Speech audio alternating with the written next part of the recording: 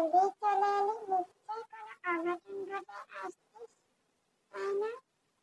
আমি কি অঘটন ঘটাইছি তোর বেটা হনুমান?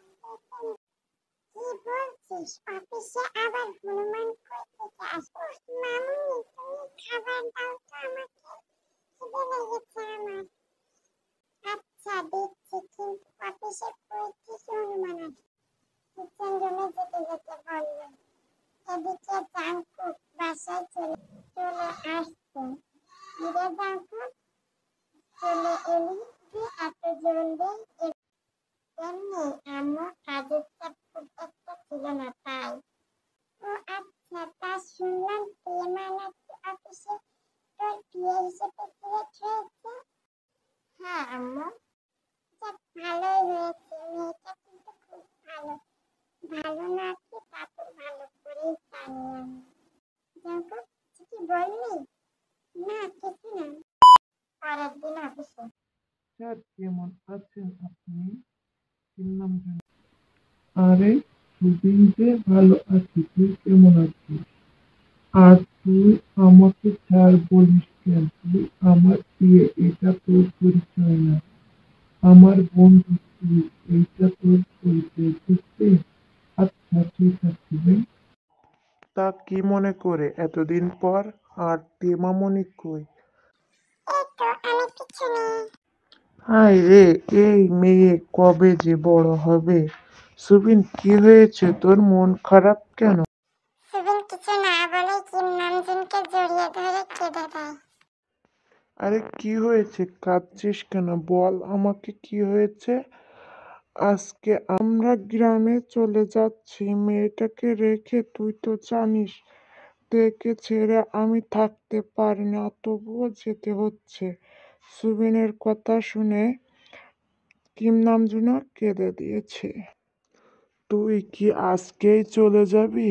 হ্যাঁ রে, আজকেই যেতে হবে। তুই আমার তেকে দেখে রাখিস কেমন? তুই চিন্তা করিস না, তে কি শুধু তোর মেয়ে? তে তো আমারও মেয়ে। বাবা, আসবো? হ্যাঁ এসো। আসসালামু আলাইকুম আঙ্কেল, কেমন আছেন আপনি? ভালো আছি বাবা, তুমি কেমন আছো? আমিও ভালো আছি আঙ্কেল, কিন্তু আপনার কি কিছু হয়েছে? সুবিন সবকিছু জাঙ্কুককে খুলে বলল।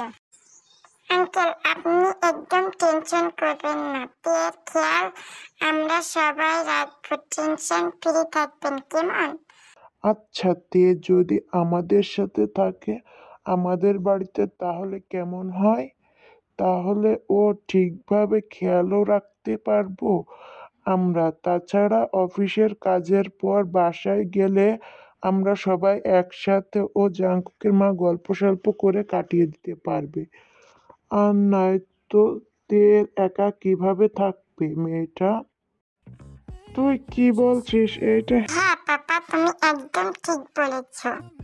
না না, থাক, চুপ কর তুই। তে মা আমাদের সাথেই থাকবে। আমি শেষ। আমি যদি ওই বাসায় যাই তবে হনুমান বেটা আমাকে যেমন অফিসে জ্বালাবে, আবার বাসায় জ্বালায় মারবে। না আঙ্কেল, আমি যাব না, থাকবো না ওই রাক্ষসটার সাথে। তের কথা শুনে সবাই তার দিকে তাকালো। অবাক, কি নাম যেন অবাক। জাঙ্কুক ভালোভাবেই বুঝেছে রাক্ষস জাঙ্কুককেই বলেছে, তাই তের দিকে জাঙ্কুক রাগী চোখে তাকায় রয়েছে। রাক্ষস কই মামনি? আমাদের বাসায় কই থেকে আসবে? আচ্ছা আঙ্কেল, বড় একটা রাক্ষস রয়েছে, আমি যাব না। আচ্ছা, তে যখন যেতে চাইছে না তখন থাক।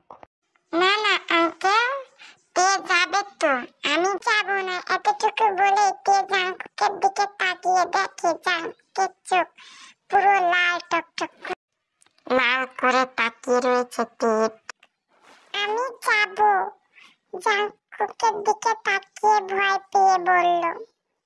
তের বাবা বলল, আচ্ছা ঠিক আছে, তোর যা ভালো লাগে তুই সেটা কর। আমার সময় হয়ে গিয়েছে, আমাকে যেতে হবে। তের আম্মু আবার স্টেশনে বসে রয়েছে। কিমনামজুন বলল, আচ্ছা চল। পাপা আমিও যাব। তের বাবা বলে, হ্যাঁ চলো বাবা। সবাই কেবিন থেকে বেরিয়ে নিচে চলে যায়। তের বাবা আর কিমনামজুন সামনের গাড়িতে বসে যায়। তেও সামনের দিকে যাচ্ছিল। এই মেয়ে, এইদিকে কোথায় যাচ্ছ? আপনাকে বলবো কেন আমি? বাবার সাথে বলবো। মাথায় মনে হয় একটু বুদ্ধি নেই। এইখানে বড়রা বসছে, তুমি এতটুকু মেয়ে বড়দের মাঝে কেন যাবে? আপনার কি? চুপ একদম, তুমি আমার সাথে আমার গাড়িতে বসবে।